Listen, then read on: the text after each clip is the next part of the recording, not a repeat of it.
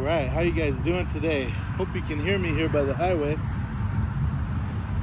I want to share with you guys a few ways to speed up the firewood drying process. Some ways to season your firewood faster. So I'm going to share a few techniques at the end, but before that I'm going to share just some factors that can make firewood either more moist and wet or drier, and factors that make firewood dry faster. Some of the factors that may make your wood take longer to dry or shorter to dry is its greenness. That means how freshly cut is it? How recently was the wood cut? If the wood was freshly cut and it's very green, it's obviously going to be more moist and take a little bit while longer to dry.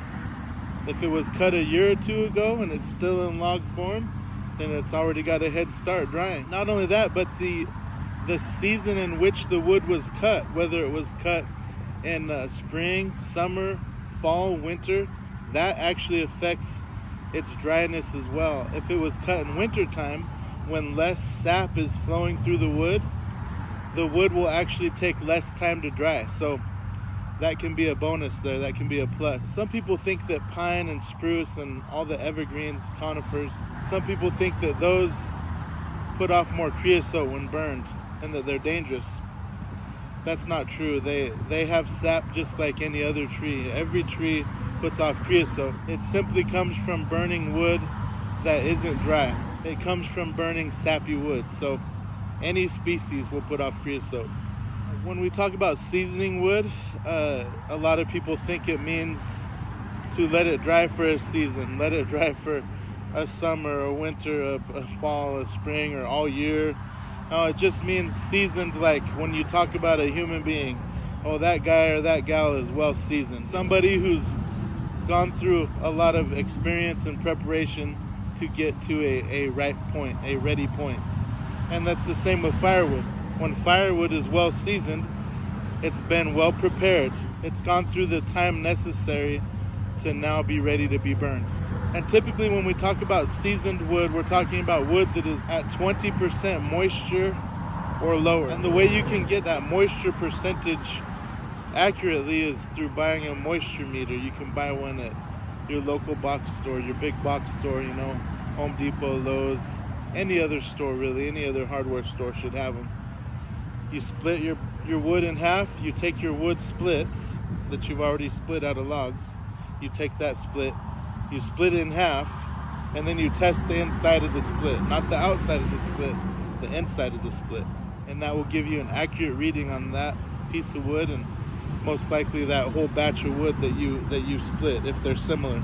Another huge factor that goes into seasoning wood is what species is it? I mean, that's probably the biggest factor. I've got some spruce over there that I videoed me taking the tree down and bucking it up. It's laying in the shade in my front yard, this split up spruce wood, and it's already dry. It's light as cotton. So spruce, pine, conifers actually dry more quickly than most other wood. So this ash you see behind me, ash is often dry right from the stump, right when you fell the tree. It's already probably under 30% moisture, so especially white ash. So ash, you can cut it, buck it, split it, chuck it, and burn it pretty quickly afterwards. So oak wood is on the opposite end of the spectrum. Oak, hickory, black locust, honey locust, hard maple, those take a lot longer to dry. So here's some tips on how to dry wood faster.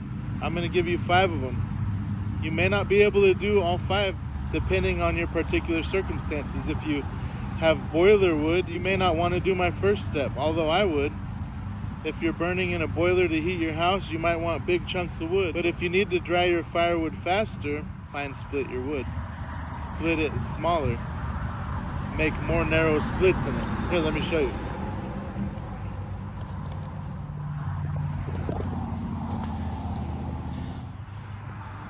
Here's some ash over here.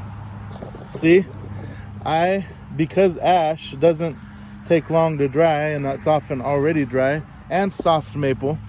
Here's a chunk of soft maple. Look at that. It's already checked on the ends. Look how big I allow that split to be.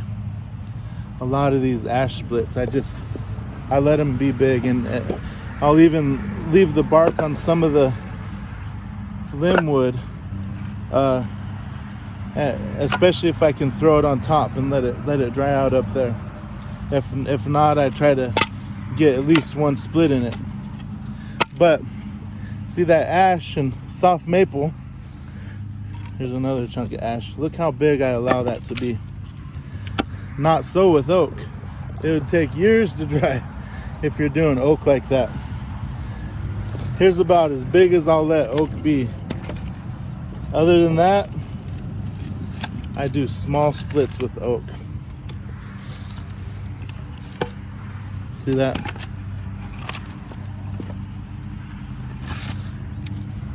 I always try to go smaller with oak and with hard maple and different species of wood. Just look it up. Look up a BTU chart. The higher the BTUs, the denser the wood, and the longer it's gonna take to dry out. So all that ash back there is pretty much already dry. Almost as soon as when you cut it, it's already dry. So that's technique number one. Technique number two, have your wood in the sunlight all day or as much of the day as possible. This wood out here, it's already in the shade. Why would I put oak out on this end and ash and cherry and lighter woods out on that end? Well, the guy I sell oak to, he owns his own business smoking meats, and he doesn't need the oak all the way dry, he told me. So not only doesn't he need the oak all the way dry, but this oak was drying for a couple years on the ground before I even cut it into rounds and split. So it already had a head start in the drying process. It's already close, very close to dry over there, and it gets sunlight most of the day. Now the wood out there that I'm gonna be delivering to people right at the beginning of the season, I got it in all day sunlight, and all this will be all day sunlight, and then I'll probably have another row. I'll add on to this one, I'll put another pallet there, like I did over here. You see how fat that is? That's how that will be right there. And all this side of the wood yard is all day sunlight. So that wood is getting very dry. Technique number three, all day wind. As much wind as you can get on that wood. Now these are common sense, I know, but common sense ain't so common sometimes. Try to get an opening where you get sunlight and wind, and don't cover your wood on the sides of it. At least I don't even cover the top of it, but because when it rains on it, the rain dries really fast. That's not the moisture that we're seasoning out of the wood, just external moisture. We're seasoning out the internal moisture and the sap of the wood. And so try to get the wood out in the sunlight and the wind, and try not to cover it. If you do cover it, don't cover the sides of the wood, or you're just creating just a humid, muggy environment where it's going to have too much opportunity to start molding and doing weird stuff. So the first fast drying technique I shared was splitting the wood down smaller if you can. If it's one of the really hardwood species that's very dense, try to split it down as small as you can get away with, whether you're burning it in your own wood stove, fireplace, boiler, or whether you're selling it or delivering it to somebody else. A lot of people don't mind fine split wood. And then technique number 2 and 3 was sun and wind. Technique number 4 that I'll share, and you can see me doing that here as well, is pile your wood, don't stack it. Don't stack your wood nicely, throw it into piles. That's not just gonna save you time and energy, that's gonna make your wood dry faster as well. If you think about it, you typically have 3 rows stacked like this. 1, 2, 3. The middle row is getting no wind or sun, and the end rows are kind of, but it's still being blocked and buffeted. the wind isn't going through because it's a solid block. You're basically recreating just a giant log of wood. You're stacking them close together. Some people say, well, leave space. Well, if you have a bunch of time to measure space between each log, I guess, but really I think this way here, the wood is already dry. A lot of times when I would stack in my old wood yard, and I basically did it for my neighbors. I was only on a half acre of land, and my backyard was probably about a quarter acre. And so I didn't just want some giant pile of wood, be an eyesore for the neighbors, you know. And so I stacked it to keep it presentable. But I couldn't wait to get to this point, to get some land and be able to just pile my wood. Not only because when you're processing a lot of firewood like I am, stacking the wood takes a lot of time and energy, but also because this way the wood dries faster. That's my fourth technique that I'm going to suggest to you on drying wood faster. And then the fifth technique, I don't do this often. I've done it for certain people, especially with oak and people who use it for smoking wood. Split barkless. Now, none of this is split barkless, I don't believe. I didn't go out of my way to do that. Like I said, the wood was mostly dry and the person didn't really care either way. But some of it is. Let's see here. See? And I'll do that. This is a heavy chunk of oak that I was probably like, well, this is gonna take a long time to season, so let me get the bark off of it. And when you split barkless, you can have a part of it, you know, say this was on it.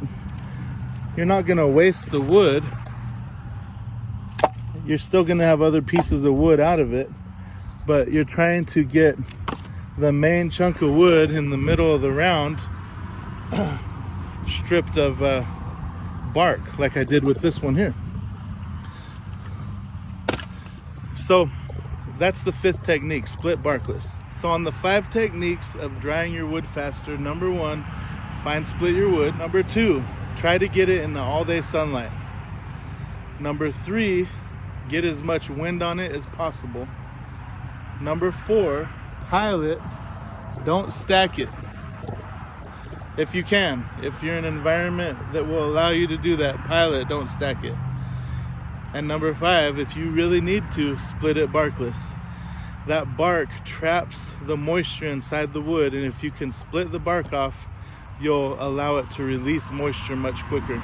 Even if I don't split completely barkless, a lot of times I'll try to get it split into limbwood, and even if I don't split it down the center, I'll split a side off of it, just so it has a place to release that moisture. So thanks for joining me. I hope this helps you out, and God bless you on your firewood journey. Have a good day, and I'll see you next time.